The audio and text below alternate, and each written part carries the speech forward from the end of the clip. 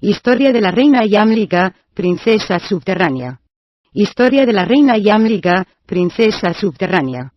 Se cuenta que en la antigüedad del tiempo y el pasado de las edades y de los siglos, había un sabio entre los sabios de Grecia que se llamaba Daniel. Tenía muchos discípulos respetuosos, que escuchaban su enseñanza y se aprovechaban de su ciencia, pero le faltaba el consuelo de un hijo que pudiese heredarle sus libros y sus manuscritos.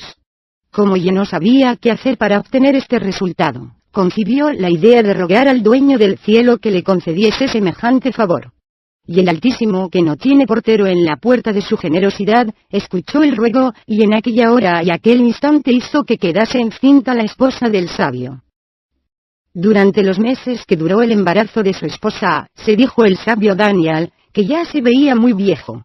La muerte está cercana, y no sé si el hijo que voy a tener podrá encontrar un día intactos mis libros y mis manuscritos. Y desde entonces consagró todo su tiempo a resumir en algunas hojas cuánta ciencia contenían sus diversos escritos. Llenó así con una letra muy menuda 5 hojas, que encerraban la quintaesencia de todo su saber y de los 5000 manuscritos que poseía. Luego las releyó, reflexionó, y le pareció que hasta en aquellas 5 hojas había cosas que podían quintaesenciarse aún más. Entonces consagró todavía un año a la reflexión, y acabó por resumir las 5 hojas en una sola, 5 veces más pequeña que las primeras. Y cuando terminó aquel trabajo, sintió que estaba próximo su fin. Entonces, para que sus libros y sus manuscritos no llegasen a ser propiedad de otro, el viejo sabio los tiró hasta el último al mar, y no conservó más que la consabida hojita de papel. Llamó a su esposa encinta, y le dijo: «¿Acabó mi tiempo? Oh mujer. Y no me es dable educar por mí mismo al hijo que nos concede el cielo y a quien no he de ver. Pero le dejo por herencia esta hojita de papel, que solamente le darás el día en que te pida la parte que le corresponde de los bienes de su padre. Y si llega a descifrarla y a comprender su sentido, será el hombre más sabio del siglo. Deseo que se llame así». Y tras de haber dicho estas palabras, el sabio Daniel expiró en la paz de Alá. Se le hicieron funerales, a los que asistieron todos sus discípulos y todos los habitantes de la ciudad. Y todos le lloraron mucho, tomaron parte en el duelo por su muerte. He aquí que algunos días después la esposa de Daniel echó al mundo un niño varón, muy proporcionado, a quien se le llamó Asib, cumpliendo la recomendación del difunto. Al mismo tiempo mandó convocar la madre a los astrólogos, quienes, una vez hechos sus cálculos y terminada su observación de los astros, sacaron el horóscopo del niño, y dijeron: «Oh mujer, tu hijo vivirá largos años si escapa a un peligro que está suspendido sobre su juventud. Si evita este peligro, alcanzará un grado sumo de ciencia y de riqueza». Y se fueron por su camino. Cuando tuvo el niño la edad de 5 años, su madre le llevó a la escuela para que aprendiese algo allí, pero no aprendió nada absolutamente. Le sacó ella entonces de la escuela, y quiso que abrazara una profesión, pero pasaron muchos años sin que el muchacho hiciese nada, y llegó a la edad de 15 sin aprender nada tampoco, y sin lograr un medio de vida con que contribuir a los gastos de su madre. Se echó a llorar entonces ella, y las vecinas le dijeron: «Solo el matrimonio podría darle aptitud para el trabajo, porque entonces verá que cuando se tiene una mujer hay que trabajar para sostenerla». Estas palabras decidieron a la madre a ponerse en movimiento y a buscar entre sus conocimientos una joven, y habiendo encontrado una que era de su conveniencia, se la dio en matrimonio. Y el joven Asif fue perfecto para con su esposa, y no la desdeñó, sino todo lo contrario. Pero continuó sin hacer nada y sin aficionarse a trabajo alguno. Y he aquí que en la vecindad había leñadores, que dijeron a la madre un día: «Compra a tu hijo un asno, cuerdas y un hacha, y déjale ir a cortar leña a la montaña con nosotros. Luego venderemos la leña y repartiremos el provecho con él. De esta manera podrá ayudarte en tus gastos y sostener mejor a su esposa». Al oír tales palabras, la madre de Asib, llena de alegría, le compró enseguida un asno, cuerdas y un hacha, y se lo confió a los leñadores, recomendándoselo mucho, y los leñadores le contestaron: «No te preocupes por eso. Es hijo de nuestro amo Daniel, y sabremos protegerle y velar por él». Y le llevaron consigo a la montaña, donde le enseñaron a cortar leña y a cargarla a lomos del asno para venderla luego en el mercado. y Asib se aficionó en extremo a este oficio, que le permitía pasearse a la vez que ayudar a su madre y a su esposa. Y un día entre los días, cuando cortaban leña en la montaña, les sorprendió una tempestad, acompañada de lluvia y de truenos, que hubo de obligarles a correr para refugiarse en una caverna situada no lejos de allí, y en la cual encendieron lumbre para calentarse. Y al mismo tiempo encargaron al joven Asib, hijo de Daniel, que hiciese leños para alimentar el fuego.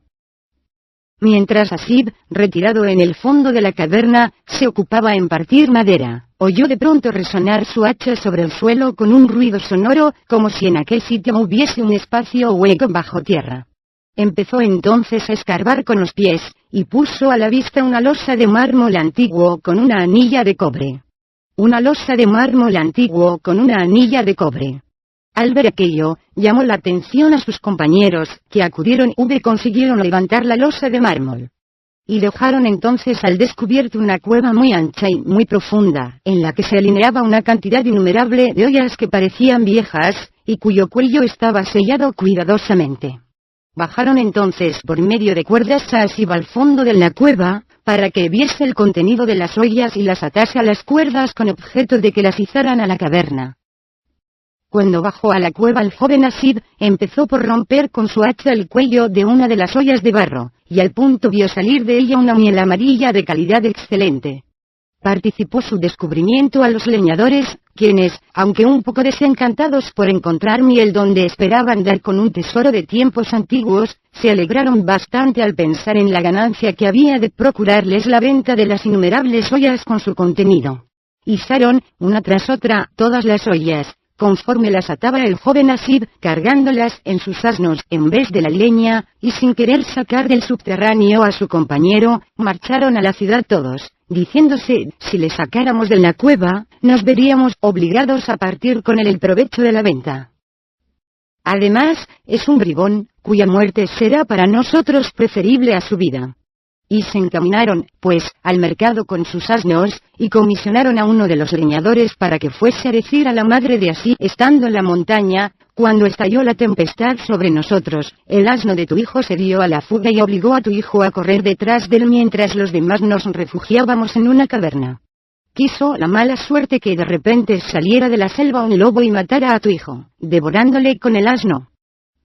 Y no hemos encontrado otras huellas que un poco de sangre y algunos huesos. Al saber semejante noticia, la desgraciada madre y la pobre mujer de Asib se abofetearon el rostro y cubriéronse con polvo la cabeza, llorando todas las lágrimas de su desesperación. Y esto por lo que a ella se refiere. En cuanto a los leñadores, vendieron las ollas de miel a un precio muy ventajoso, y realizaron una ganancia tan considerable, que cada uno de ellos pudo abrir una tienda para vender y comprar. Y no se privaron de ningún placer, comiendo y bebiendo a diario las cosas más excelentes. Y esto por lo que a ellos se refiere. Pero he aquí lo que al joven Asib le acaeció. Cuando vio que no le sacaban de la cueva, se puso a gritar y a suplicar, pero en vano, porque ya se habían marchado los leñadores, y tenían resuelto dejarle morir sin socorrerle. Trató entonces de abrir en las paredes agujeros donde enganchar manos y pies, pero comprobó que las paredes eran de granito y resistían al acero del hacha. Entonces no tuvo límites su desesperación, e iba a lanzarse al fondo de la cueva para dejarse morir allí, cuando de pronto vio salir de un intersticio de la pared de granito a un escorpión, que avanzó hacia él para picarle. Aplastóle de un hachazo, y examinó el intersticio consabido, por el que vio se escapaba un rayo de luz. Se le ocurrió entonces la idea de meter por aquel intersticio la hoja del hacha, apalancando fuertemente. Y con gran sorpresa por su parte, pudo de tal modo descubrir una puerta, que se alzó poco a poco, mostrando una abertura lo bastante amplia para dar paso a un cuerpo de hombre. Al ver aquello, no dudó un instante Asib, penetrando por la abertura, y se encontró en una larga galería subterránea, de cuya extremidad venía la luz. Durante una hora estuvo recorriendo la tal galería, y llegó ante una puerta considerable de acero negro, con cerradura de plata y llave de oro. Abrió aquella puerta, y de repente hallóse al aire libre, en la orilla de un lago, al pie de una colina de esmeralda. En el borde del lago vi un trono de oro resplandeciente de pedrerías, y a su alrededor, reflejándose en el agua, sillones de oro, de plata, de esmeralda, de cristal, de acero, de madera de ébano y de sándalo blanco. Contó estos sillones, y supo que su número era de 12.000, ni más ni menos. Cuando hubo acabado de contarlos, y de mirar su belleza, y el paisaje, y el agua que los reflejaba, fue a sentarse en el trono de en medio para gozar mejor del espectáculo maravilloso que ofrecían el lago y la montaña.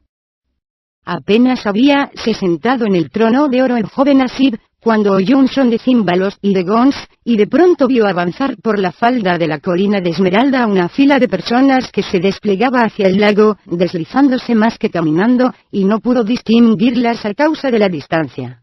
Cuando estuvieron más cerca, vio que eran mujeres de belleza admirable, pero cuya extremidad inferior terminaba como el cuerpo alargado y rectador de las serpientes. Su voz era muy agradable, y cantaban en griego loas a una reina que él no veía. Pero enseguida apareció detrás de la colina un cuadro formado por 4 mujeres serpentinas, que llevaban en sus brazos, alzados por encima de su cabeza, un gran azafate lleno de oro, en el que se mostraba la reina sonriente y llena de gracia. Avanzaron las 4 mujeres hasta el trono de oro, del que Asib se apresuró a alejarse, y colocaron allí a su reina, arreglándola los pliegues de sus velos, y se mantuvieron detrás de ella, en tanto que cada una de las demás mujeres serpentinas habíase deslizado hacia uno de los sillones preciosos dispuestos alrededor del lago. Entonces con una voz de timbre encantador, dijo la reina algunas palabras en griego a las que la rodeaban, y al punto dieron una señal los címbalos, y todas las mujeres serpentinas entonaron un himno griego en honor de la reina y se sentaron en los sillones. Cuando acabaron su canto, la reina, que había notado la presencia de Asib, volvió la cabeza gentilmente hacia él y le hizo una seña para animarle a que se aproximara. Y aunque muy emocionado, se aproximó a Asib, y la reina le invitó a sentarse, y le dijo: «Bienvenido seas a mi reino subterráneo. Oh joven a quien el destino propicio condujo hasta aquí. Ahuyente de ti todo temor, y dime tu nombre, porque soy la reina Yamlika, princesa subterránea. Y todas estas mujeres serpentinas son súbditas mías. Habla, pues, y dime quién eres y cómo pudiste llegar hasta este lago, que es mi residencia de invierno y el sitio donde vengo a pasar algunos meses cada año, dejando mi residencia veraniega del monte Cáucaso». Al oír estas palabras, el joven Asib, tras de besar la tierra entre las manos de la reina Yamlika, se sentó a su diestra en un sillón de esmeralda, y dijo: «Me llamo Asib, y soy hijo del difunto Daniel, el sabio. Mi oficio es el de leñador, aunque hubiese podido llegar a ser mercader entre los hijos de los hombres, o hasta un gran sabio. Pero preferí respirar el aire de las selvas y montañas, pensando que habría siempre tiempo para encerrarse, después de la muerte, entre las 4 paredes de la tumba». Luego contó con detalles lo que le había ocurrido con los leñadores, y cómo, por efecto del azar, pudo penetrar en aquel reino subterráneo. El discurso del joven Asib complació mucho a la reina Yamlika, que le dijo: «Dado el tiempo que estuviste abandonado en la fosa, debes tener bastante hambre y bastante sed, Asib». E hizo cierta seña a una de sus damas, la cual se deslizó hasta el joven llevando en su cabeza una bandeja de oro llena de uvas, granadas, manzanas, alfónsigos, avellanas, nueces, higos frescos y plátanos. Luego, cuando hubo él comido y aplacado su hambre, bebió un sorbete delicioso contenido en una copa tallada en un rubí. Entonces se alejó con la bandeja a la que le había servido, y dirigiéndose a Asib le dijo la reina Yamlika: «Ahora, Asib, puedes estar seguro de que mientras dure tu estancia en mi reino no te sucederá nada desagradable.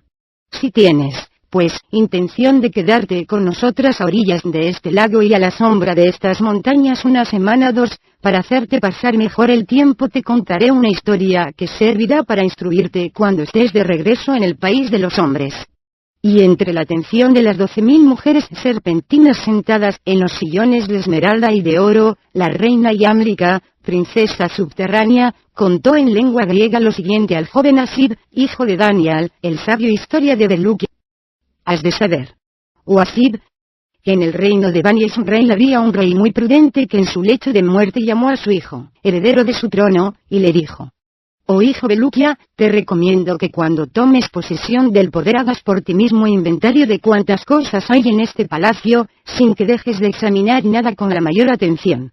Entonces, el primer cuidado del joven Beluquia al convertirse en rey fue pasar revista a los efectos y tesoros de su padre, y recorrer las diferentes salas que servían de almacén a todas las cosas preciosas acumuladas en el palacio. De este modo llegó a una sala retirada, en la que halló una arquilla de madera de ébano colocada encima de una columnata de mármol blanco que se elevaba en medio de la habitación. Beluquia apresuróse a abrir la arquilla de ébano, y encontró dentro de ella un cofrecillo de oro. Abrió el cofrecillo de oro, y vio un rollo de pergamino, que desplegó al punto. Y decía en lengua griega: quien desee llegar a ser dueño y soberano de los hombres, de los genios, de las aves y de los animales, no tendrá más que encontrar el anillo que el profeta Suleimán lleva al dedo en la isla de los 7 mares que les sirve de sepultura. Ese anillo mágico es el que Adán, padre del hombre, llevaba al dedo en el paraíso antes de su pecado, y que se lo quitó el ángel Gobrail, ganándoselo al prudente Suleimán más tarde. Pero ningún navío podría intentar surcar los ciélagos y llegar a esa isla situada allende los 7 mares. Solo llevará a cabo esta empresa quien encuentre el vegetal con cuyo jugo basta frotar la planta de los pies para poder caminar por la superficie del mar. Ese vegetal se encuentra en el reino subterráneo de la reina Yamlica. Y únicamente esta princesa sabe el lugar donde crece tal planta, porque conoce el lenguaje de las plantas y las flores todas, y no ignora ninguna de sus virtudes. Quien quiera dar con este anillo, vaya primero al reino subterráneo de la reina Yamlica. Y si es tan dichoso que triunfa y se apodera del anillo, no solamente podrá entonces dominar a todos los seres creados, sino que también penetrará en la comarca de las tinieblas para beber en la fuente de vida, que da belleza, juventud, ciencia, prudencia e inmortalidad. Cuando hubo leído este pergamino el príncipe de Luquia, convocó seguida a los sacerdotes, magos y sabios de Bani Israel. Convocó enseguida a los sacerdotes, magos y sabios de Bani Israel, y les preguntó si entre ellos había alguno capaz de enseñarle el camino que conducía al reino subterráneo de la princesa Yamlica. Todos los circunstantes le indicaron entonces con el dedo al sabio Ofán, que se encontraba en medio de ellos. Y el sabio Ofán era un venerable anciano que había profundizado en todas las ciencias conocidas, y poseía los misterios de la magia, las llaves de la astronomía y de la geometría, y todos los arcanos de la alquimia y de la hechicería. Avanzó, pues, entre las manos del joven rey Beluquia, que le preguntó: ¿puedes, verdaderamente, oh sabio Ofán, conducirme al reino de la princesa subterránea? Y contestó el otro: puedo. Entonces el joven rey Beluquia nombró a su visir para que le sustituyera en la dirección de los asuntos del reino mientras durase su ausencia. Se despojó de sus atributos reales, vistióse con la capa del peregrino, y se puso un calzado de viaje. Tras de lo cual, seguido por el sabio Ofán, salió de su palacio y de su ciudad y se adentró en el desierto. Solo entonces le dijo el sabio Ofán: aquí es el lugar propicio para hacer los conjuros que deben enseñarnos el camino. Se detuvieron, pues, y Ofán trazó sobre la arena, en torno suyo, el círculo mágico, hizo los conjuros rituales, y no dejó de descubrir por aquel lado el sitio en que se hallaba la entrada a mi reino subterráneo. Hizo entonces todavía algunos otros conjuros, y se entreabrió la tierra, y les dio paso a ambos hasta el lago que tienes delante de los ojos. Uasib, yo les acogí con todas las consideraciones que guardo para quien viene a visitar mi reino. Entonces me expusieron ellos el objeto de su visita y al punto me hice llevar en mi azafate de oro sobre la cabeza de las que me transportan, y les conduje a la cumbre de esa colina de esmeralda, donde a mi paso plantas y flores rompen a hablar cada cual en su lenguaje, unas por la derecha, otras por la izquierda, pregonando en voz alta o en voz baja sus virtudes particulares. Y en medio de aquel concierto que ascendía así hasta nosotros, musical y perfumado por jugos esenciales, llegamos ante las mazorcas de una planta, que con todas las corolas rojas de sus flores cantaban bajo la brisa que la inclinaba. Yo soy la maravillosa que otorga a quien se frota los pies con mi jugo la facultad de caminar sin mojarse por la superficie de todos los mares que creó Alá el Altísimo. Dije a mis dos visitantes entonces: he aquí delante de vosotros la planta que buscáis. y al punto Corcofán cuantas plantas de esas quiso, maceró los brotes y recogió el jugo en un frasco grande que le di. Pensé entonces en interrogar a Ofán, y le dije: «Oh, sabio Ofán, ¿puedes decirme el motivo que a ambos os impulsa a surcar los mares?». Me contestó: «Oh reina, es para ir a la isla de los 7 mares a buscar el anillo mágico de Suleiman, señor de los gen, de los hombres, de los animales y de las aves». Yo le dije: «¿Cómo no sabes, oh sabio, que nadie que no sea Suleiman, haga lo que haga, podrá apropiarse de ese anillo?» «Créeme, Ofán, y tú también, oh joven rey Belukia. Escúchame. Abandonad ese proyecto temerario, ese proyecto insensato de recorrer los mares de la creación para ir en busca de ese anillo que no poseerá nadie. Mejor es que cojáis aquí la planta que otorga una juventud eterna a quienes comen de ella». Pero no quisieron escucharme, y despidiéndose de mí, desaparecieron por donde habían venido. Aquí dejó de hablar la reina Yamlica, mandó un plátano, que ofreció al joven Asib, comióse ella, y dijo, antes de continuar: «Oh Asib, con la historia de Belukia y de contarte su viaje por los 7 mares y las demás aventuras que le acontecieron, ¿no querrías saber con exactitud la situación de mi reino al pie del monte Cáucaso, que rodea la tierra como un cinturón, y conocer su extensión, sus alrededores, sus plantas animadas y parlantes, sus gen y sus mujeres serpentinas, súbditas nuestras, cuyo número solo conoce Alá? ¿Quieres que te diga cómo reposa todo el monte Cáucaso sobre una roca maravillosa de esmeralda? El Saqqat, cuyo reflejo da a los cielos su color azulado. Podría hablarte también del paraje exacto del Cáucaso en que se halla el Genistán, capital de los gen sometidos al rey Jambenjan, y revelarte el sitio donde mora en el Valle de los Diamantes el pájaro Roc. De paso te enseñaría los campos de batalla que se estremecen con las hazañas de los héroes famosos». Pero contestó el joven Asib: «Prefiero mucho más, oh reina Yamlica, conocer la continuación de las aventuras del rey Belukia». Entonces prosiguió así la reina subterránea: «Cuando el joven Belukia y el sabio Ofán me dejaron para ir a la isla situada allende los 7 mares, donde se encuentra el cuerpo de Suleiman, llegaron a la orilla del primer mar, y se sentaron allí en tierra, y empezaron por frotarse enérgicamente la planta de los pies y los tobillos con el jugo que habían recogido en el frasco. Luego se levantaron, y con mucha precaución al principio, se aventuraron por mar. Pero cuando comprobaron que podían marchar por el agua sin temor a ahogarse, y aún mejor que en tierra firme, se animaron y se pusieron en camino muy deprisa para no perder tiempo. De ese modo anduvieron por aquel mar durante 3 días y 3 noches, y a la mañana del 4.º día arribaron a una isla que les pareció el paraíso de tanto como hubo de maravillarles su hermosura. Una isla que les pareció el paraíso, de tanto como hubo de maravillarles su hermosura. La tierra que hollaban era de azafrán dorado, las piedras eran de jade y de rubíes, extendíanse las praderas en cuadros de flores exquisitas con corolas ondulantes bajo la brisa que embalsamaban, casándose las sonrisas de las rosas con las tiernas miradas de los narcisos, conviviendo los lirios con los claveles, las violetas, la manzanilla y las anémonas, y triscando ligeros entre las líneas blancas de jazmines las gacelas saltarinas, las frondas de los aloes y de otros árboles de grandes flores refulgentes susurraban con todas sus ramas, desde las que arrullaban las tórtolas en respuesta al murmullo de los arroyos, y con voz conmovida cantaban los ruiseñores a las rosas su martirio amoroso. Mientras las rosas escuchabanles atentamente, aquí los manantiales melodiosos se ocultaban bajo cañaverales de azúcar, únicas cañas que en el paraje había. Allá, la tierra natural mostraba sin esfuerzo sus riquezas jóvenes y respiraba en medio de su primavera. Así es que el rey Belukia y Ofán se pasearon hasta la noche muy satisfechos en la sombra de los bosquecillos, contemplando aquellas maravillas que les llenaban de delicias el alma. Luego, cuando cayó la noche, se subieron a un árbol para dormir en él, y ya iban a cerrar los ojos, cuando de pronto retembló la isla con un formidable bramido que la conmovió hasta sus cimientos, y vieron salir de las olas del mar a un animal monstruoso que tenía en sus fauces una piedra brillante como una antorcha, e inmediatamente detrás de él una multitud de monstruos marinos, cada cual con una piedra luminosa en sus fauces. Así es que la isla quedó enseguida tan clara como en pleno día con todas aquellas piedras. En el mismo momento, y de todos lados a la vez, llegaron leones, tigres y leopardos en tal cantidad, que solo Al habría podido contarlos.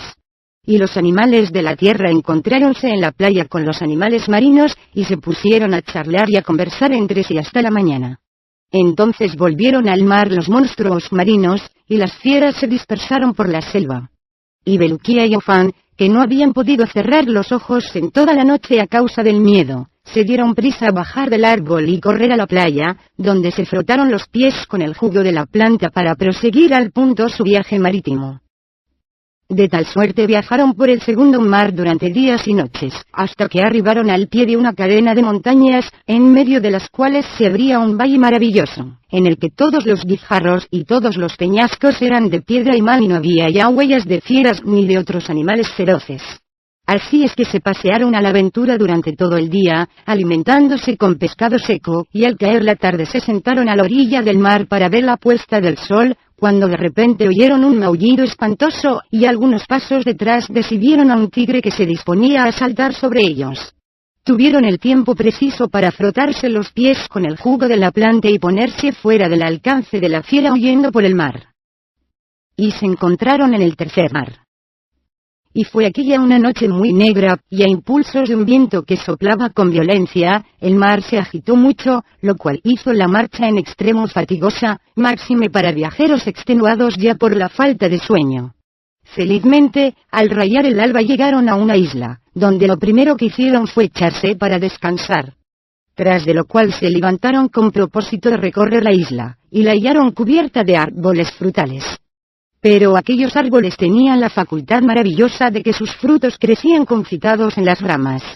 Así es que disfrutaron extraordinariamente en aquella isla ambos viajeros, en especial Bulukia, a quien gustaban muchísimo las frutas confitadas y todas las cosas almibaradas en general, y se pasó todo el día dedicado a su regalo. Incluso obligó al sabio Ofán a detenerse allí 10 días enteros, para tener tiempo de saciarse con aquellas frutas deliciosas. Pero he aquí que al terminar el 10º día había abusado de su dulzor de tal manera, que se le puso malo el vientre, y disgustado, se apresuró a frotarse las plantas de los pies y los tobillos con el jugo del vegetal, haciendo Ofán lo propio, y se pusieron en camino por el cuarto mar. Viajaron 4 días y 4 noches por este cuarto mar, y tomaron tierra en una isla que no era más que un banco de arena muy fina, de color blanco, donde anidaban reptiles de todas formas, cuyos huevos se incubaban al sol. Como no advirtieron en aquella isla ningún árbol ni una sola brizna de hierba, no quisieron pararse ya más que el tiempo preciso para descansar y frotarse los pies con el jugo que contenía el frasco. Por el quinto mar solo viajaron un día y una noche, porque al amanecer vieron una islita cuyas montañas eran de cristal con anchas venas de oro, y estaban cubiertas de árboles asombrosos que tenían flores de un amarillo brillante. Al caer la noche estas flores refulgían como astros, y su resplandor, reflejado por las rocas de cristal, iluminó la isla y la dejó más brillante que en pleno día. Y dijo Ofán a Bulukia: delante de los ojos tienes la isla de las flores de oro. Se trata de unas flores que, después de caer de los árboles y cuando se secan, se reducen a polvo, y su fusión acaba por formar las venas de donde se saca el oro. Esta isla de las flores de oro no es más que una partícula del sol separado del astro, y caída antaño aquí mismo. Pasaron, pues, en aquella isla una noche magnífica, y al día siguiente se frotaron los pies con el líquido precioso y penetraron en la 6ª región marítima. Viajaron por el 6º mar. Viajaron por el 6º mar el tiempo suficiente para experimentar un placer grande al llegar a una isla cubierta de hermosísima vegetación, en la cual pudieron disfrutar de algún reposo sentados en la playa. Se levantaron luego y comenzaron a pasearse por la isla. Pero cuál no sería su espanto al ver que los árboles ostentaban, a manera de frutos, cabezas humanas sostenidas por los cabellos.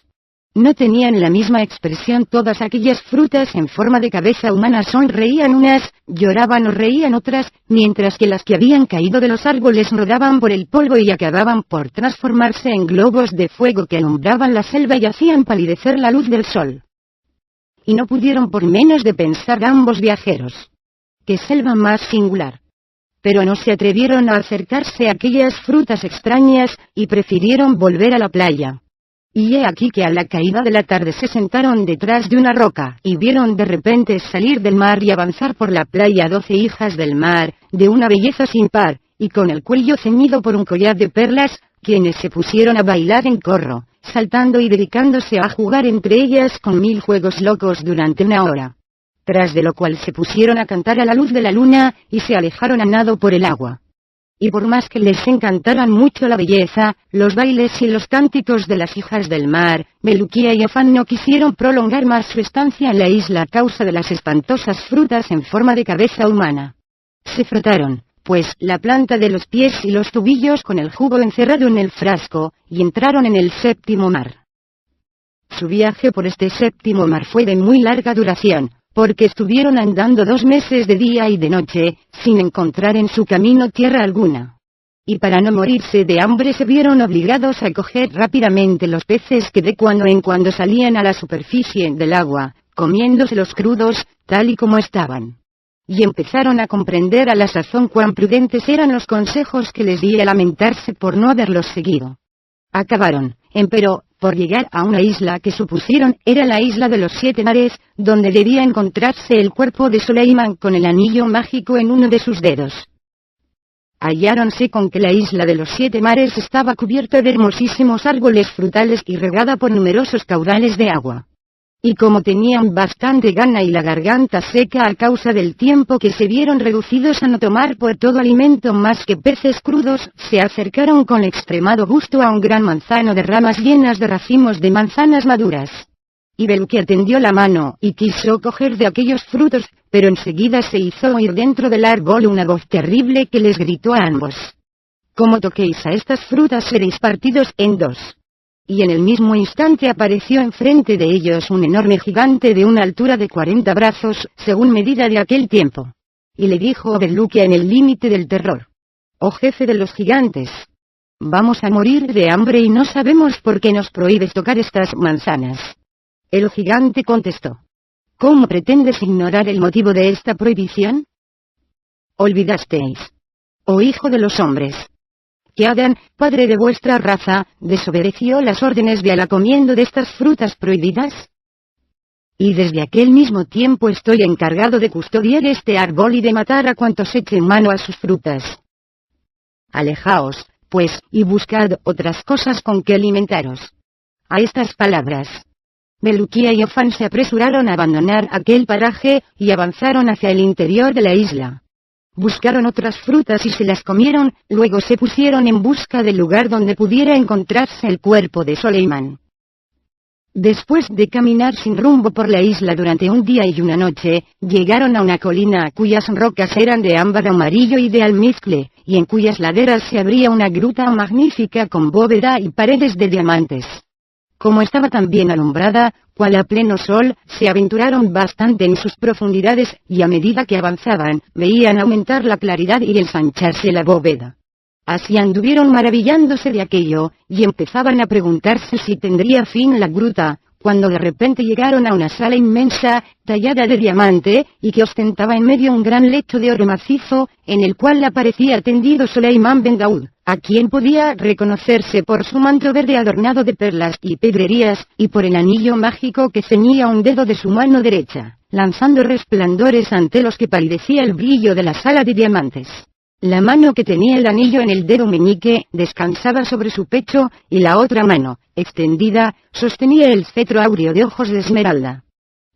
Al ver aquello, Bulukia y Afán se sintieron poseídos por un gran respeto y no osaron avanzar. Pero enseguida dijo Afán a Bulukia: «Ya que afrontamos tantos peligros y experimentamos tantas fatigas, no vamos a retroceder ahora que hemos alcanzado lo que perseguíamos. Yo me adelantaré solo hacia ese trono donde duerme el profeta, y por tu parte pronunciarás tú las fórmulas conjuratorias que te enseñé, y que son necesarias para hacer escurrir el anillo por el dedo rígido». Entonces comenzó Bulukia a pronunciar las fórmulas conjuratorias, y Afán se acercó al trono y tendió la mano para llevarse el anillo. Pero, en su emoción, Bulukia había pronunciado al revés las palabras mágicas, y tal error resultó fatal para Afán, porque enseguida le cayó desde el techo una gota de diamante líquido, que le inflamó por entero y en unos instantes le dejó reducido a un montoncillo de cenizas al pie del trono de Soleiman. Cuando Bilukia vio el castigo infligido a Fan por su tentativa sacrílega, se dio prisa a ponerse en salvo, cruzando la gruta y llegando a la salida para correr directamente al mar. Allí quiso frotarse los pies y marcharse de la isla, pero vio que ya no podía hacerlo porque se había abrazado Fan, y con él se consumió el frasco milagroso. Muy entristecido entonces, comprendió por fin toda la exactitud y realidad de las palabras que les dije anunciándoles las desgracias que en tal empresa les esperaban, y echó a andar sin rumbo por la isla, ignorando lo que sería de él entonces, que se hallaba completamente solo, sin que pudiese servirle nadie de guía. Mientras andaba de este modo vio una gran polvareda de la que salía un estrépito que se hizo ensordecedor como el trueno, y oyó chocar lanzas y espadas detrás de ella, y un tumulto producido por galopes y gritos que nada tenían de humano, y de repente vislumbró que de entre el polvo disipado salía un ejército entero de Fritz, de Gen, de Marets, de Ghouls, de Kotrobs, de Sals, de Baris. En una palabra, de todas las especies de espíritus del aire, del mar, de la tierra, de los bosques, de las aguas y del desierto. Tanto terror hubo de producirle este espectáculo, que ni siquiera pretendió moverse, y esperó allí hasta que el jefe de aquel ejército se adelantó hacia él, y le preguntó: ¿Quién eres? ¿Y cómo te ingeniaste para poder llegar a esta isla, donde venimos todos los años a fin de vigilar la gruta en que duerme el dueño de todos nosotros, Soleiman Ben Gaud? Belukia contestó: Oh jefe de los bravos. Yo soy Belukia, rey de los Bani Israel. Me he perdido en el mar, y tal es la razón de que me encuentre aquí. Pero permíteme que a mi vez te pregunte quién eres y quiénes son todos esos guerreros. El otro contestó: somos los Gen, de la descendencia de Hanbenhan. Ahora mismo veníamos del país donde reside nuestro rey, el poderoso Sak, señor de la tierra blanca en que antaño reinó Shedad, hijo de Ad. Belukia preguntó: ¿pero dónde está enclavada esa tierra blanca en que reina el poderoso Sak? El otro contestó: detrás del monte Cáucaso, que se halla a una distancia de 75 meses de aquí, según medida humana. Pero nosotros podemos ir allá en un abrir y cerrar de ojos.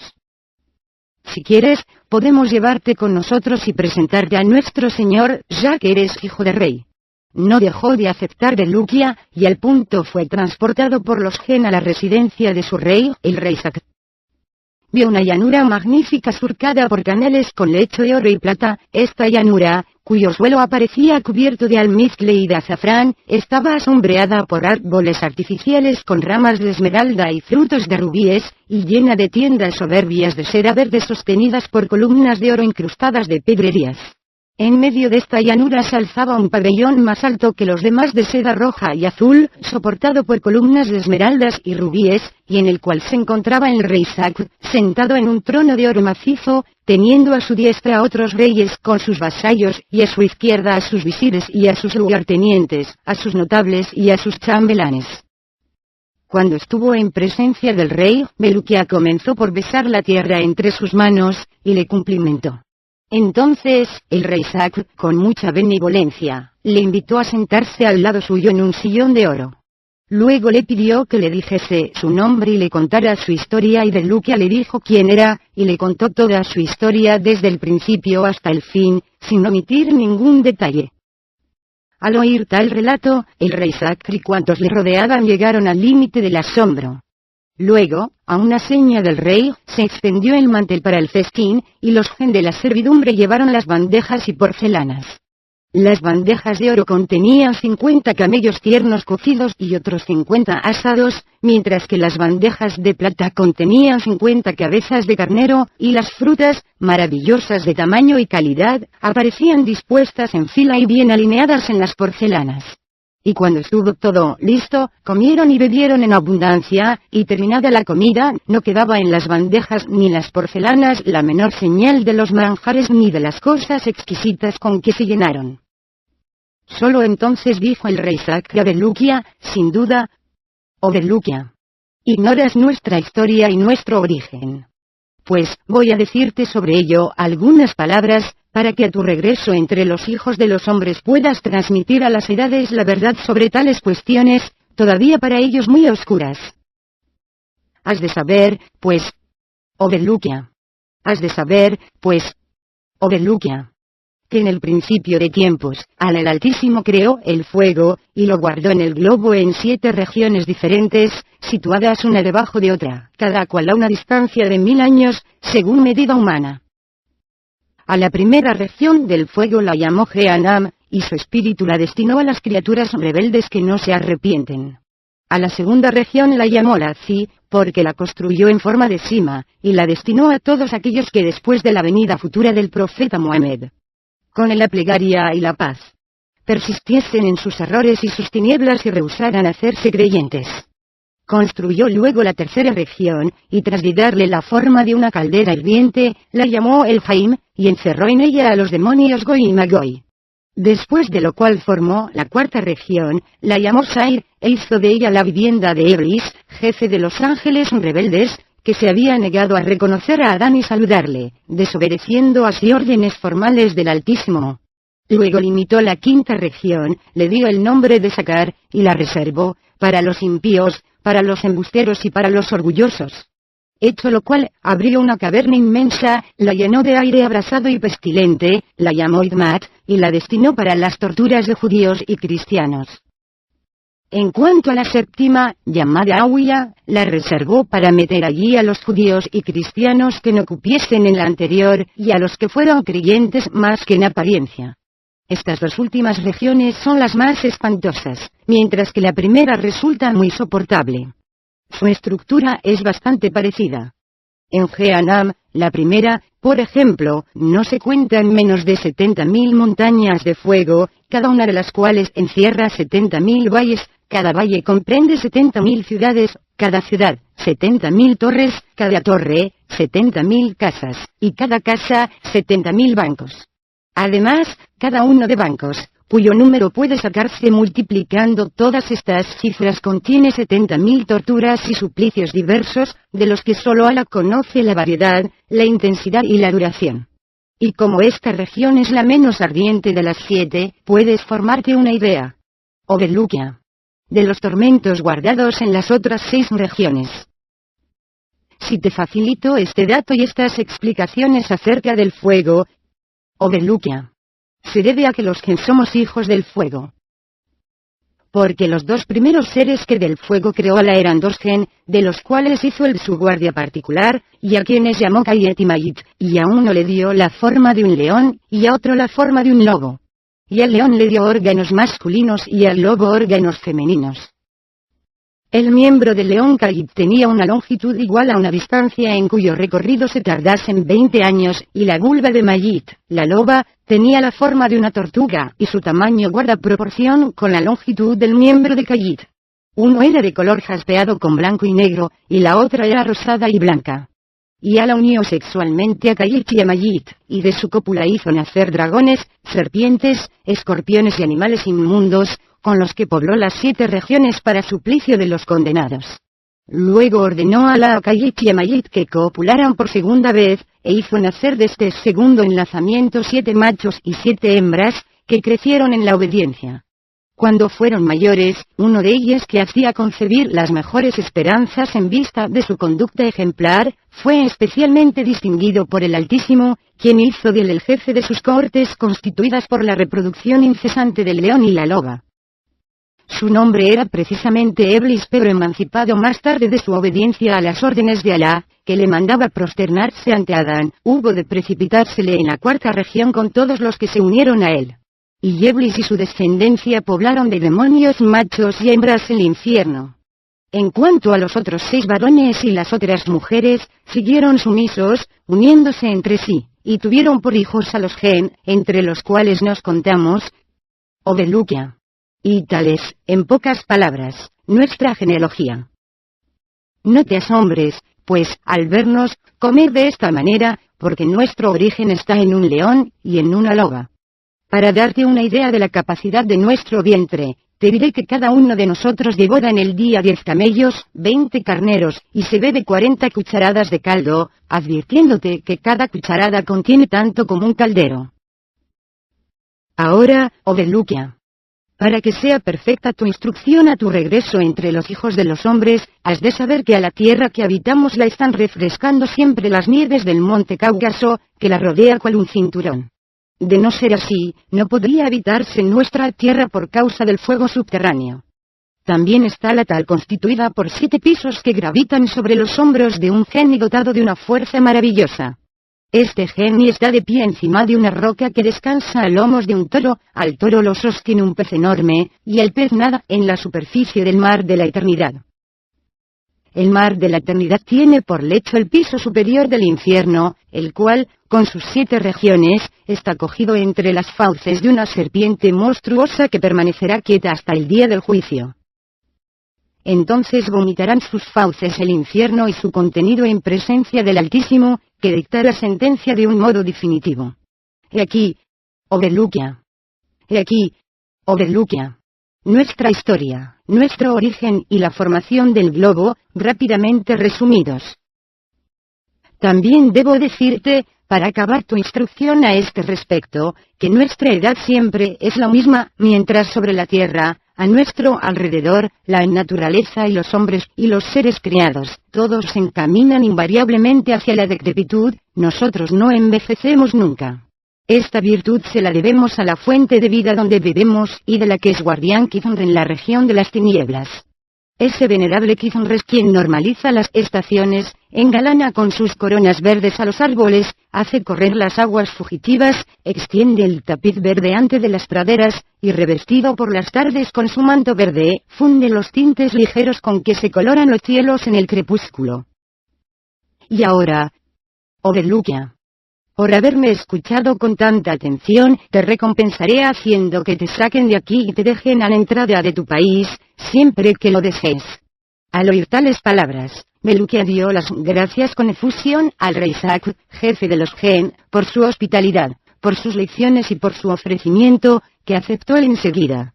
Se despidió, pues, del rey, de sus visires y de los demás Gen, y se montó en los hombros de un efrit muy robusto, que en un abrir y cerrar de ojos le hizo atravesar el espacio, y le depositó dulcemente en tierra conocida, cerca de las fronteras del país del joven. Cuando Biluquia se disponía a emprender el camino de su ciudad, una vez conocida la dirección que tenía que seguir, vio sentado entre 2 tumbas y llorando con amargura un joven de belleza perfecta, pero de tez pálida y aspecto muy triste. Se acercó a él, le saludó amistosamente, y le dijo: «Oh hermoso joven, ¿por qué te veo llorando sentado entre estas 2 tumbas? Dime a qué obedece ese aire afligido, para que trate de consolarte». El joven alzó hacia Biluquia su mirada triste, y le dijo con lágrimas en los ojos: «¿Para qué te detienes en tu camino, oh viajero? Deja correr mis lágrimas en la soledad sobre estas piedras de mi dolor». Pero Biluquia le dijo: «Oh hermano de infortunio, sabe que poseo un corazón compasivo dispuesto a escucharte. Puedes, pues, revelarme sin temor la causa de tu tristeza». Y se sentó junto a él en el mármol, le cogió las manos con las suyas, y para animarle a hablar le contó su propia historia desde el principio hasta el fin. Luego, le dijo: «¿Y cuál es tu historia? Oh, hermano mío. Te ruego que me la cuentes cuanto antes, porque presiento que debe ser infinitamente atractiva». Historia del hermoso joven triste.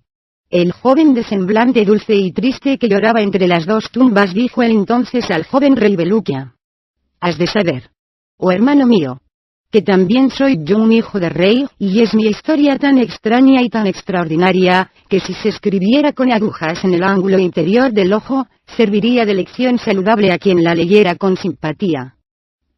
No quiero, pues, dejar pasar más tiempo sin contártela». Calló por algunos instantes, secó sus lágrimas, y con la frente apoyada en la mano, comenzó así esta maravillosa historia. Nací, oh hermano mío, en el país de Kabul, donde reina mi padre, el rey Timos, jefe de los Banishalán y del Afganistán. Mi padre, que es un rey muy grande y muy justiciero, tiene bajo su soberanía a 7 reyes tributarios, de los cuales cada uno es señor de 100 ciudades y de 100 fortalezas. Manda, además, mi padre, en 100.000 jinetes valerosos y en 100.000 bravos guerreros. En cuanto a mi madre, es la hija del rey Barawan, soberano del Khorasan. Mi nombre es Hanscha. Desde mi infancia hizo mi padre que se me instruyera en las ciencias, en las artes y en los ejercicios corporales, de modo que a la edad de 15 años me contaba yo entre los mejores jinetes del reino, y dirigía las cacerías y las carreras montado en mi caballo, más veloz que el antílope. Un día entre los días, durante una cacería en la que se encontraban mi padre el rey y todos sus oficiales, después de estar 3 días en las selvas y de matar muchas liebres, a la caída de la tarde vi aparecer, a algunos pasos del lugar en que me hallaba con 7 de mis mamalik, una gacela de elegancia extremada. Al advertirnos, ella se asustó y huyó saltando con toda su ligereza. Entonces yo, seguido por mis mamalik, la perseguí durante varias horas, de tal suerte llegamos a un río muy ancho y muy profundo, donde creímos que podríamos cercarla y apoderarnos de ella. Pero tras una corta vacilación, se tiró al agua y empezó a nadar para alcanzar la otra orilla. Y nosotros nos apeamos vivamente de nuestros caballos, los confiamos a uno de los nuestros, nos abalanzamos a una barca de pesca que estaba amarrada allí, y maniobramos con rapidez para dar alcance a la gacela. Pero cuando llegamos a la mitad del río, no pudimos dominar ya nuestra embarcación, que arrastraron a la deriva el viento y la poderosa corriente, en medio de la oscuridad que aumentaba, sin que nuestros esfuerzos pudiesen llevarnos por buen camino. Y de aquel modo fuimos arrastrados durante toda la noche con una rapidez asombrosa, creyendo estrellarnos a cada instante contra alguna roca a flor de agua o cualquier otro obstáculo que se alzase en nuestra ruta forzosa. Y aquella carrera aún duró todo el día y toda la noche siguientes. Y solo al otro día por la mañana pudimos desembarcar al fin en una tierra a la que nos arrojó la corriente.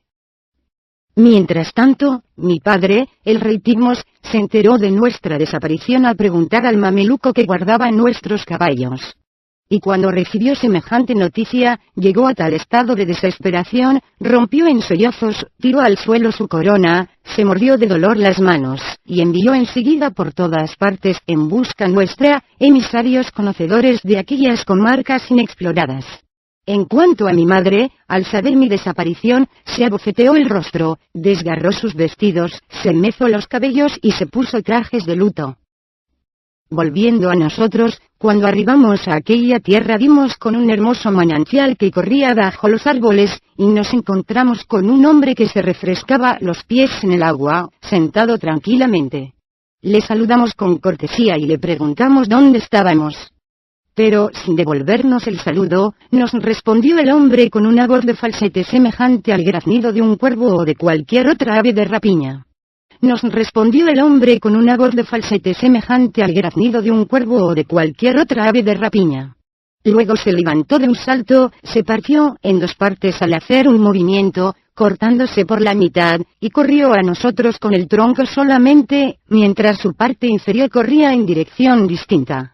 Y en el mismo momento surgieron de todos los puntos de la selva otros hombres semejantes a aquel, los cuales corrieron a la fuente, se partieron en 2 partes con un movimiento de retroceso y se abalanzaron a nosotros con su tronco solamente.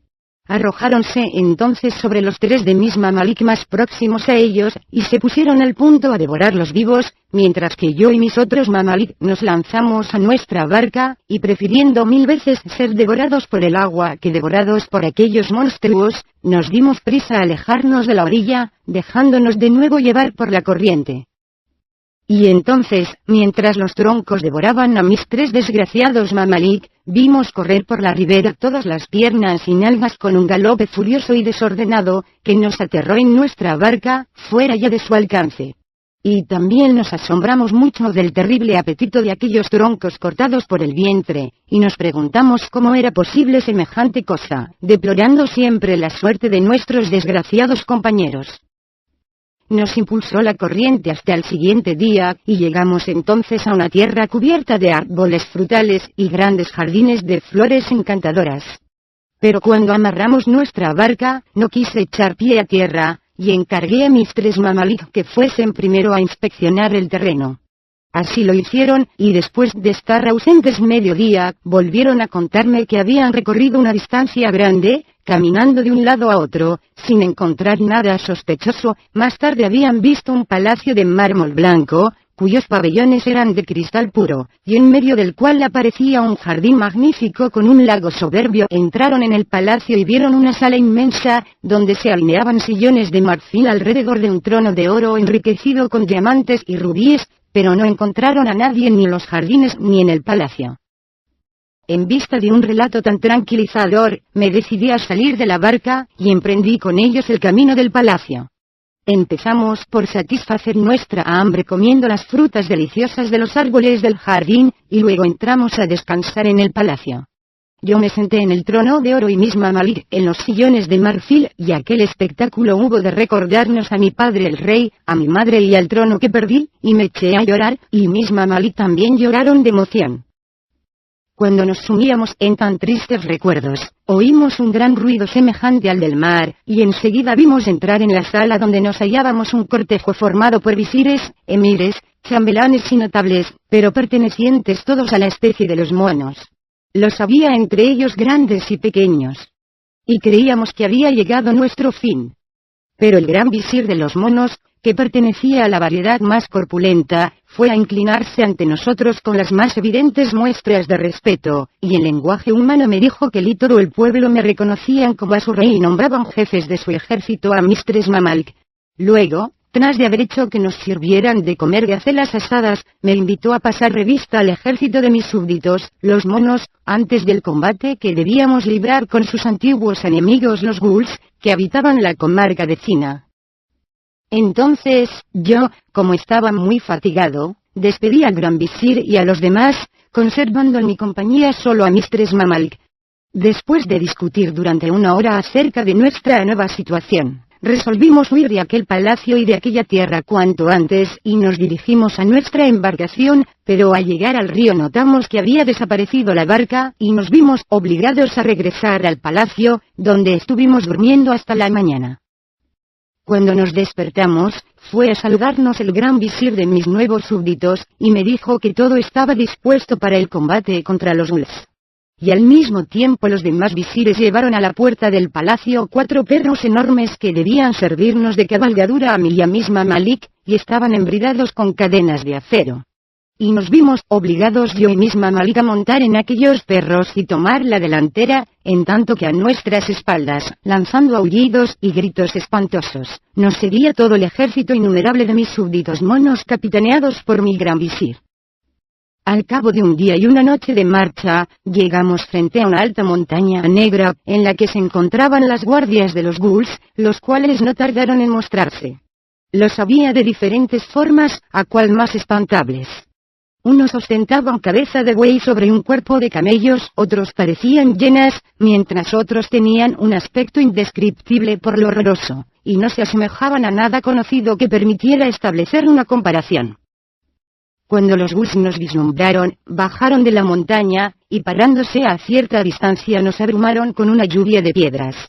Mis súbditos respondieron del propio modo, y la refriega se hizo terrible por una y otra parte.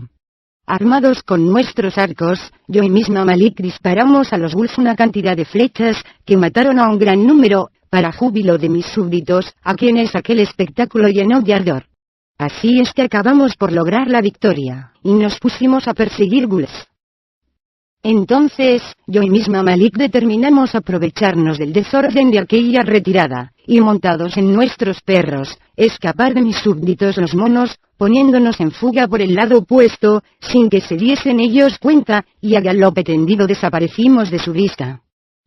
Después de correr mucho, nos detuvimos para dar un respiro a nuestras cabalgaduras, y vimos enfrente de nosotros una roca grande, tallada en forma de tabla, y en la que aparecía grabada en lengua hebraica una inscripción que decía así: «Oh tú, cautivo, a quien arrojó el destino a esta región para hacer de ti el rey de los monos.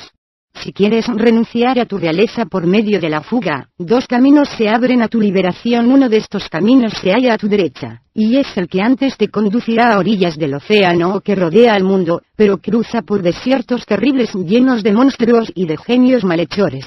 El otro, el de la izquierda, se tarda 4 meses en recorrerle, y atraviesa un gran valle, que es el Valle de las Hormigas. Si tomas ese camino, resguardándote de las hormigas, irás a parar a una montaña de fuego, al pie de la cual se encuentra la ciudad de los judíos. Yo, Suleiman Ben Daud, escribí esto para tu salvación. Cuando leímos tal inscripción, Genial, el sabio. Mi oficio es el de leñador, aunque hubiese podido llegar a ser mercader entre los hijos de los hombres, o hasta un gran sabio. Pero preferí respirar el aire de las selvas y montañas, pensando que habría siempre tiempo para encerrarse, después de la muerte, entre las cuatro paredes de la tumba. Luego contó con detalles lo que le había ocurrido con los leñadores, y cómo, por efecto del azar, pudo penetrar en aquel reino subterráneo. El discurso del joven Asib complació mucho a la reina Yamlika, que le dijo: «Dado el tiempo que estuviste abandonado en la fosa, debes tener bastante hambre y bastante sed, Asib». E hizo cierta seña a una de sus damas, la cual se deslizó hasta el joven llevando en su cabeza una bandeja de oro llena de uvas, granadas, manzanas, alfónsigos, avellanas, nueces, higos frescos y plátanos. Luego, cuando hubo él comido y aplacado su hambre, bebió un sorbete delicioso contenido en una copa tallada en un rubí. Entonces se alejó con la bandeja a la que le había servido, y dirigiéndose a Asib le dijo la reina Yamlika: «Ahora, Asib, puedes estar seguro de que mientras dure tu estancia en mi reino no te sucederá nada desagradable. Si tienes, pues, intención de quedarte con nosotras a orillas de este lago y a la sombra de estas montañas una semana o dos, para hacerte pasar mejor el tiempo te contaré una historia que servirá para instruirte cuando estés de regreso en el país de los hombres». Y entre la atención de las 12.000 mujeres serpentinas sentadas en los sillones de esmeralda y de oro, la reina Yamlika, princesa subterránea, contó en lengua griega lo siguiente al joven Asib, hijo de Daniel, el sabio historia de Belukia. Has de saber, oh Asib, que en el reino de Bani Israel había un rey muy prudente que en su lecho de muerte llamó a su hijo, heredero de su trono, y le dijo: «Oh hijo Belukia, te recomiendo que cuando tomes posesión del poder hagas por ti mismo inventario de cuántas cosas hay en este palacio, sin que dejes de examinar nada con la mayor atención». Entonces, el primer cuidado del joven Belukia al convertirse en rey fue pasar revista a los efectos y tesoros de su padre, y recorrer las diferentes salas que servían de almacén a todas las cosas preciosas acumuladas en el palacio. De este modo llegó a una sala retirada, en la que halló una arquilla de madera de ébano colocada encima de una columnata de mármol blanco que se elevaba en medio de la habitación. Belukia apresuróse a abrir la arquilla de ébano, y encontró dentro de ella un cofrecillo de oro. Abrió el cofrecillo de oro, y vio un rollo de pergamino, que desplegó al punto. Y decía en lengua griega: «Quien desee llegar a ser dueño y soberano de los hombres, de los genios, de las aves y de los animales, no tendrá más que encontrar el anillo que el profeta Suleiman lleva al dedo en la isla de los 7 mares que les sirve de sepultura. Ese anillo mágico es el que Adán, padre del hombre, llevaba al dedo en el paraíso antes de su pecado, y que se lo quitó el ángel Gobrail, donándoselo al prudente Suleiman más tarde. Pero ningún navío podría la tal galería, y llegó ante una puerta considerable de acero negro, con cerradura de plata y llave de oro. Abrió aquella puerta, y de repente hallóse al aire libre, en la orilla de un lago, al pie de una colina de esmeralda. En el borde del lago vio un trono de oro resplandeciente de pedrerías, y a su alrededor, reflejándose en el agua, sillones de oro, de plata, de esmeralda, de cristal, de acero, de madera de ébano y de sándalo blanco. Contó estos sillones, y supo que su número era de 12.000, ni más ni menos. Cuando hubo acabado de contarlos, y de mirar su belleza, y el paisaje, y el agua que los reflejaba, fue a sentarse en el trono de en medio para gozar mejor del espectáculo maravilloso que ofrecían el lago y la montaña. Apenas habíase sentado en el trono de oro el joven Asib, cuando oyó un son de címbalos y de gons, y de pronto vio avanzar por la falda de la colina de esmeralda una fila de personas que se desplegaba hacia el lago, deslizándose más que caminando, y no pudo distinguirlas a causa de la distancia. Cuando estuvieron más cerca, vio que eran mujeres de belleza admirable, pero cuya extremidad inferior terminaba como el cuerpo alargado y rectador de las serpientes. Su voz era muy agradable, y cantaban en griego loas a una reina que él no veía. Pero enseguida apareció detrás de la colina un cuadro formado por 4 mujeres serpentinas, que llevaban en sus brazos, alzados por encima de su cabeza, un gran azafate lleno de oro, en el que se mostraba la reina sonriente y llena de gracia. Avanzaron las 4 mujeres hasta el trono de oro, del que Asib se apresuró a alejarse, y colocaron allí a su reina, arreglándola los pliegues de sus velos, y se mantuvieron detrás de ella, en tanto que cada una de las demás mujeres serpentinas habíase deslizado hacia uno de los sillones preciosos dispuestos alrededor del lago. Entonces con una voz de timbre encantador, dijo la reina algunas palabras en griego a las que la rodeaban, y al punto dieron una señal los címbalos, y todas las mujeres serpentinas entonaron un himno griego en honor de la reina y se sentaron en los sillones. Cuando acabaron su canto, la reina, que había notado la presencia de Asib, volvió la cabeza gentilmente hacia él y le hizo una seña para animarle a que se aproximara. Y aunque muy emocionado, se aproximó a Asib, y la reina le invitó a sentarse, y le dijo: «Bienvenido seas a mi reino subterráneo. Oh joven a quien el destino propicio condujo hasta aquí. Ahuyente de ti todo temor, y dime tu nombre, porque soy la reina Yamlika, princesa subterránea. Y todas estas mujeres serpentinas son súbditas mías. Habla, pues, y dime quién eres y cómo pudiste llegar hasta este lago, que es mi residencia de invierno y el sitio donde vengo a pasar algunos meses cada año, dejando mi residencia veraniega del monte Cáucaso». Al oír estas palabras, el joven Asib, tras de besar la tierra entre las manos de la reina Yamlika, se sentó a su diestra en un sillón de esmeralda, y dijo: «Me llamo Asib, y soy hijo del difunto Dan». Historia de la reina Yamlika, princesa subterránea. Historia de la reina Yamlika, princesa subterránea. Se cuenta que en la antigüedad del tiempo y el pasado de las edades y de los siglos, había un sabio entre los sabios de Grecia que se llamaba Daniel. Tenía muchos discípulos respetuosos, que escuchaban su enseñanza y se aprovechaban de su ciencia, pero le faltaba el consuelo de un hijo que pudiese heredarle sus libros y sus manuscritos. Como ya no sabía qué hacer para obtener este resultado, concibió la idea de rogar al dueño del cielo que le concediese semejante favor. Y el Altísimo, que no tiene portero en la puerta de su generosidad, escuchó el ruego, y en aquella hora y aquel instante hizo que quedase encinta la esposa del sabio.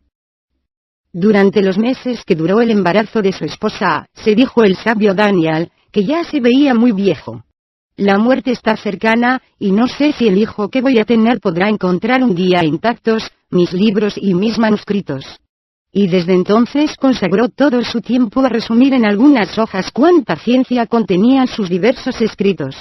Llenó así con una letra muy menuda 5 hojas, que encerraban la quinta esencia de todo su saber y de los 5000 manuscritos que poseía. Luego las releyó, reflexionó, y le pareció que hasta en aquellas 5 hojas había cosas que podían quintaesenciarse aún más. Entonces consagró todavía un año a la reflexión, y acabó por resumir las 5 hojas en una sola, 5 veces más pequeña que las primeras. Y cuando terminó aquel trabajo, sintió que estaba próximo su fin. Entonces, para que sus libros y sus manuscritos no llegasen a ser propiedad de otro, el viejo sabio los tiró hasta el último al mar, y no conservó más que la consabida hojita de papel. Llamó a su esposa encinta, y le dijo: «¿Acabó mi tiempo, oh mujer? Y no me es dable educar por mí mismo al hijo que nos concede el cielo y a quien no he de ver. Pero le dejo por herencia esta hojita de papel, que solamente le darás el día en que te pida la parte que le corresponde de los bienes de su padre. Y si llega a descifrarla y a comprender su sentido, será el hombre más sabio del siglo. Deseo que se llame Asib».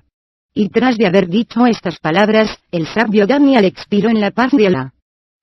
Se le hicieron funerales, a los que asistieron todos sus discípulos y todos los habitantes de la ciudad.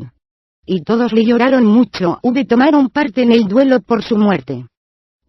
He aquí que algunos días después la esposa de Daniel echó al mundo un niño varón, muy proporcionado, a quien se le llamó Asib, cumpliendo la recomendación del difunto.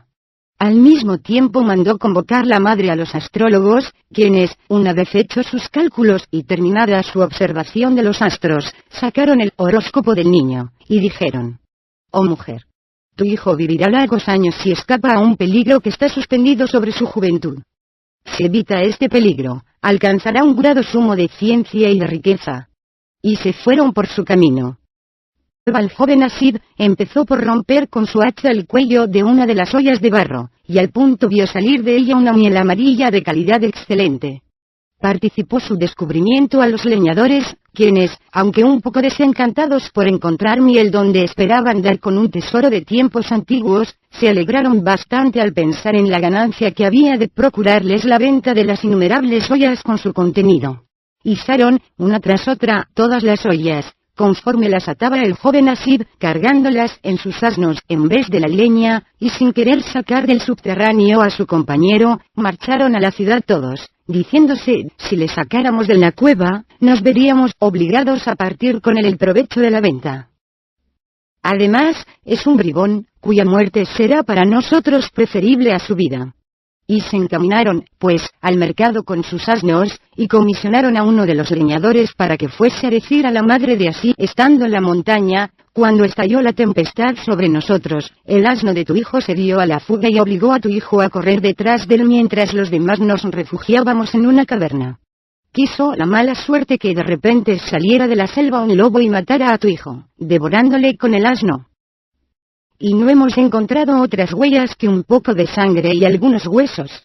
Al saber semejante noticia, la desgraciada madre y la pobre mujer de Asif se abofetearon el rostro y cubriéronse con polvo la cabeza, llorando todas las lágrimas de su desesperación.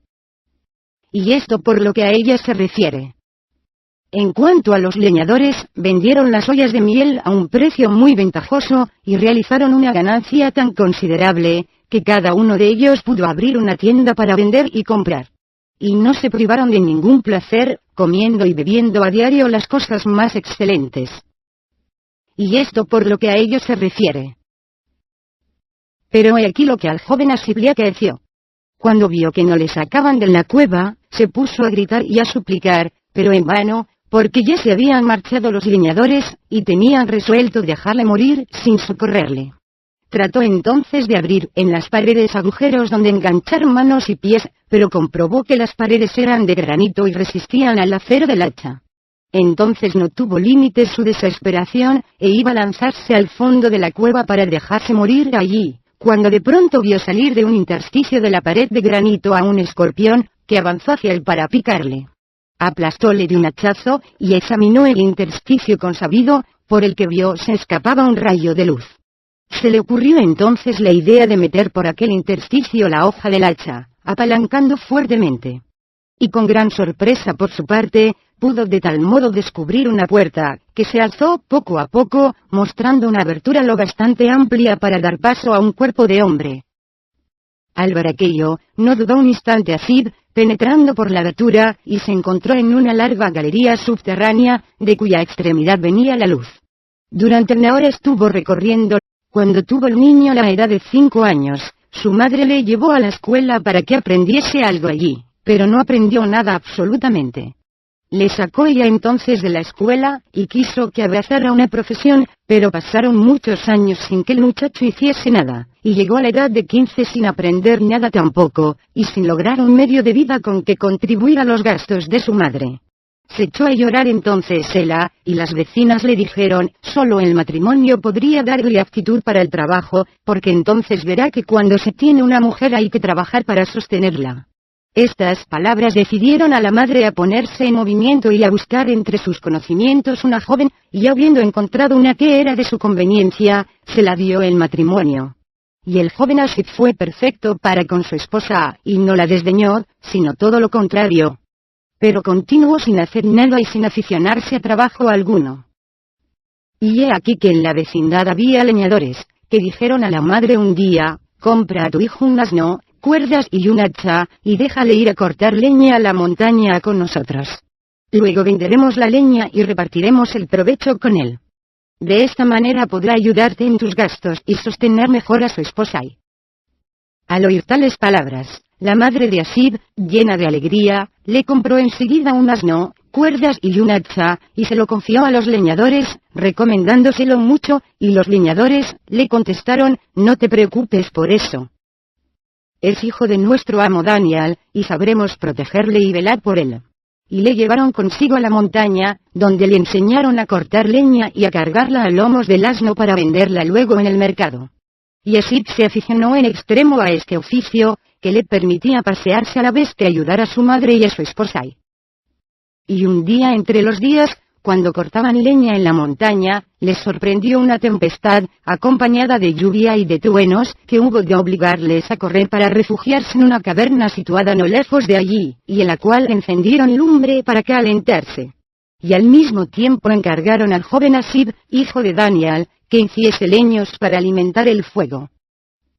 Mientras Asib, retirado en el fondo de la caverna, se ocupaba en partir madera, oyó de pronto resonar su hacha sobre el suelo con un ruido sonoro, como si en aquel sitio hubiese un espacio hueco bajo tierra. Empezó entonces a escarbar con los pies, y puso a la vista una losa de mármol antiguo con una anilla de cobre. Una losa de mármol antiguo con una anilla de cobre. Al ver aquello, llamó la atención a sus compañeros, que acudieron y consiguieron levantar la losa de mármol. Y dejaron entonces al descubierto una cueva muy ancha y muy profunda, en la que se alineaba una cantidad innumerable de ollas que parecían viejas, y cuyo cuello estaba sellado cuidadosamente. Bajaron entonces por medio de cuerdas a Asib al fondo de la cueva, para que viese el contenido de las ollas y las atase a las cuerdas con objeto de que las izaran a la caverna. Cuando bajó a la cueva,